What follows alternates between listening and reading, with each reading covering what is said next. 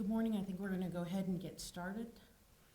My name is Sergeant Leah Wagner, W-A-G-N-E-R, and today we are going to discuss an officer-involved shooting that occurred last week on January 9th. Everybody ready? On Thursday, January 9th, 2025, at about 6:30 p.m., Northwest Division officers were dispatched to a domestic disturbance at a private residence at the 5600 block of Seafield Lane. The initial report indicated that the suspect, later identified as Cameron Levitt, was intoxicated and had discharged several rounds of gunfire inside the home. Upon arriving at the scene, officers established a perimeter and attempted to loud hail him out of the home. During this time, gunshots were heard coming from inside the residence. Leverett exited the home and began to fire his weapon at officers. In response, multiple officers fired and they ended up striking Leverett. Medical assistance was immediately rendered by officers from our tactical medical unit and MedStar as well. Leverett was then transported to a local hospital where he received medical treatment. During this incident, no civilians were injured other than Leverett, and no officers were injured either. Our department's major case unit was notified, and they are now leading the investigation into this incident. Please understand that today's session will focus on this incident because we'd like to treat each of these instances with their own care and integrity. And I know that we've had multiple incidents happen over the last couple weeks. It's been a very tough time for all of us. And we know that the community wants answers, and that's what we intend to do. But today, this is the incident that we're gonna go ahead and focus on.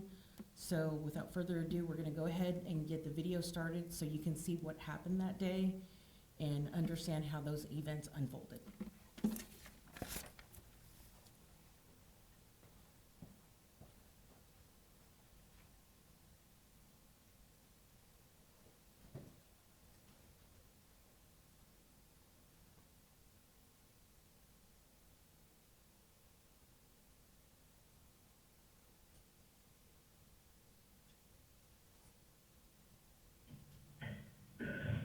Forward 911, what is the address of the emergency? Is that a house, apartment, or business? Yeah, it's a house. And what's going on? My boyfriend's drunk and he's banging his head against the wall and he has a gun and he shot it multiple times. Did he discharge the gun inside the house, or did he go outside? It was outside. Okay. And he's under the influence of alcohol, you said? Yes, he's been drinking all day. He left the house with his coworker and they've been drinking all day. And I don't know what else to do. I can't to the neighbor's house because I don't know what he's gonna do.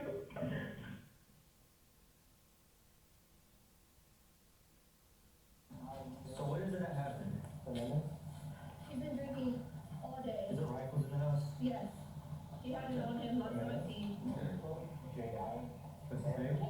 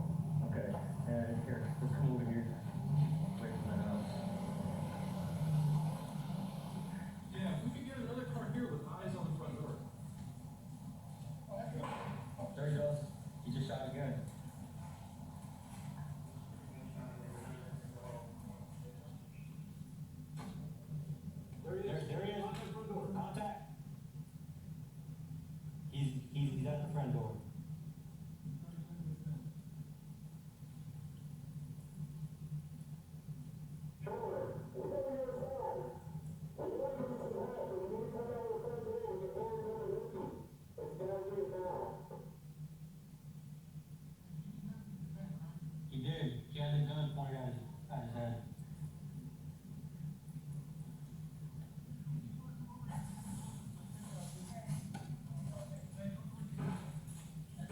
Another shot.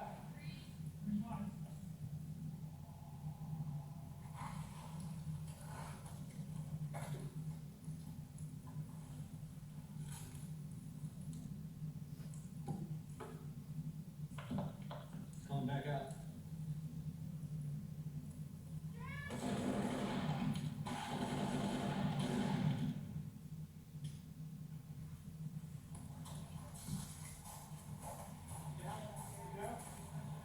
Can't see his hands. Here,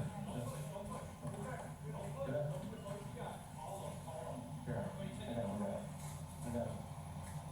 I can't see his hands. I can't see his hands. Let me see your hands.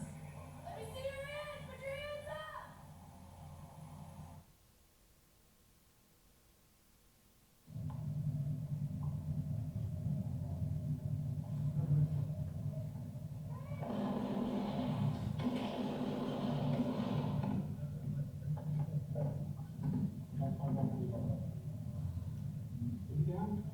Suspect's down. Hang on.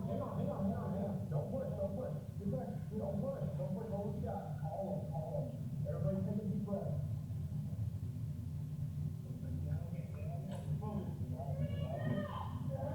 One voice.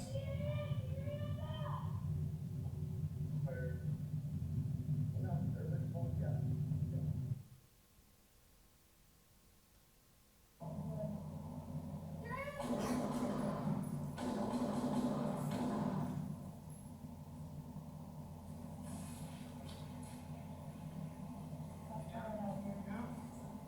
I can't see his hands.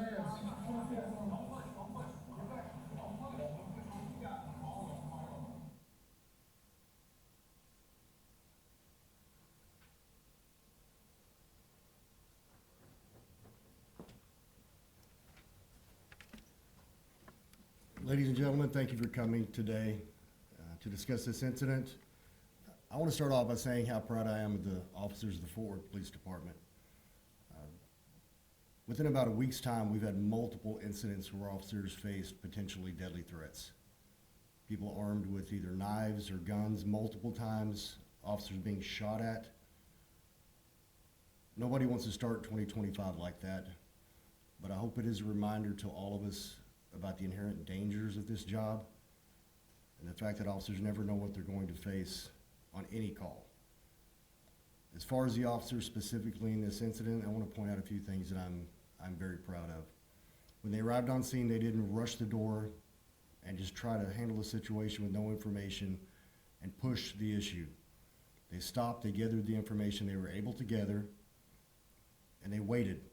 They waited from behind cover so that they were safe. They tried to communicate with this gentleman, even saying, "We want to get you help." They heard rounds coming from the house multiple times while they were there. But at some point, they were faced with a deadly threat when the gentleman exited the residence and fired at my officers. At that point, they did what they are trained to do and what I expect them to do. They protected themselves and everyone else in all the homes in this neighborhood. And even after that, they didn't rush up and maybe cause more gunfire to be exchanged. They paused, said, "Wait, hold what you got, take a breath." And even when they were communicating, you hear someone say one voice to make sure one person is giving commands so it's not multiple voices that can't be understood. And then once they had a plan and it was safe and they approached, they immediately made sure medical, life-saving care was given. This is why we train them to respond. This is what we expect them to do. And folks, they did that in this instance. We've got a lot more to look at. This investigation is still preliminary, but I've seen so many instances of our officers responding to the training we're giving them, being courageous and compassionate at the same time. And for that, I am proud. Obviously, any situation where deadly force has to be used, it's very important. It's traumatic for everyone involved, which is why we're making sure the officers are receiving the assistance that they need. And when the time is appropriate, we will make sure that we're doing everything we can to assist even the person who tried to shoot my officers, because that's what we do. We're hoping 2025 slows down and officers don't face these kind of threats on such a routine basis. We're making sure they're using the training and equipment they have to be safe, and we're reminding them to look out for themselves and each other, take care of themselves so they can take care of the residents of the city of Fort Worth. I'll be happy to answer any questions. Last time we saw you, when we were here with you and your team, you were talking about retirement. We were celebrating, you getting ready to retire. And we asked you, what's the one thing you look forward to most? And you said, one of them was not getting those early morning phone calls on incidents like this. With as violent as the beginning of this year has already been, can you talk about how stressful this year's already started out to be? Yeah, this is not the way we wanted to start the year. And I'm talking about any violence in the city at all. But something of note here is specifically the violence directed toward my officers. I absolutely don't want to see that ever, and especially in such rapid succession, what we've seen here recently. If not for the training and for the heart that these officers have, these situations could have turned out much worse. I'm proud of the fact that they responded the way they did, but what breaks my heart is they're having to respond to this at all. Did all three of the body cam videos, did all three of those officers fire their weapons? Yes, ma'am, all three officers did fire. Was anybody else inside the house at the time? Initially, when all this started, the girlfriend was inside the home, but she was able to flee the home and seek assistance at a neighbor's home. So by the time we arrived, to the best of our knowledge, there was no one else inside, and that turned out to be accurate. Do you guys have a history at this house? Have you been here before? Are you familiar with this individual? We have been to the house before. We are familiar with this individual. Were there just about a week prior for an incident, so it wasn't like a house we'd never been to before. How many times was he hit and his status now? His status is still critical. It alternates between critical and stable, but last check, it was critical condition. The round count we have at this point is 8 rounds total fired. And according to our investigation and medical experts who have evaluated this gentleman, it's between 5 and 7 times. Sometimes because of the proximity of the entry points, it's hard to determine if it's 1 round or more, but between 5 and 7 rounds made contact. Can you talk about the kind of charges he would face after he recovers and all that?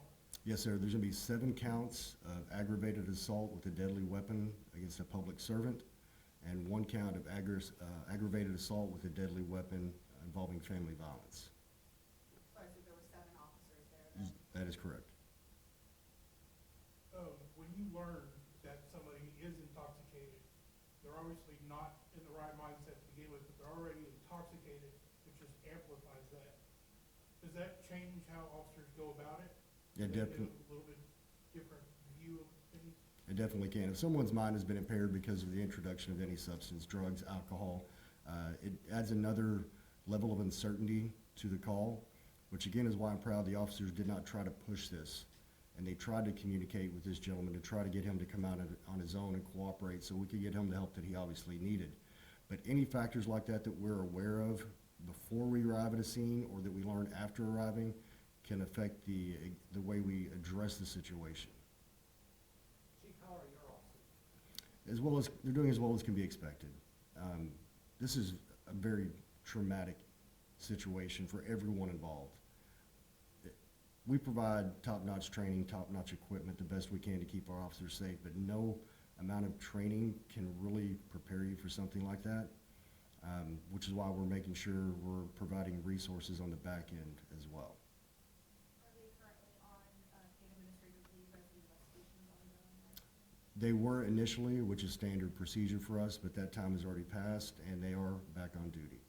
How long have these officers been working here at Fort Worth and been with the department? And I don't know if you're gonna release their names or anything. Well, one has been here 8 years, 1 3 years, and 1 just graduated from our most recent lateral academy class. Oh, wow, so one's fresh out. Yes, ma'am, about a month on with us. How do you spell the suspect's name and what's his age? You said last name? Yeah, last name, I assume grammar and standard spelling. Yes, ma'am. Leverett is L-E-V as in Victor, E-R-E-T-T, and he is 31 years old. You said you've been to the house before. Can you discuss what reasons you've been? One that I know of so far, the most recent one involved a mental health crisis situation. Chief, we'll take one more question. Anyone else? Can you repeat the name of the guy, of the critical situation, the name and the last name? Yes, sir. Cameron Leverett. And you need me to spell that again? Yes. Okay. L-E-V as in Victor, E-R-E-T-T, 31 years old, white male. Thank you folks for coming out today. We really appreciate it.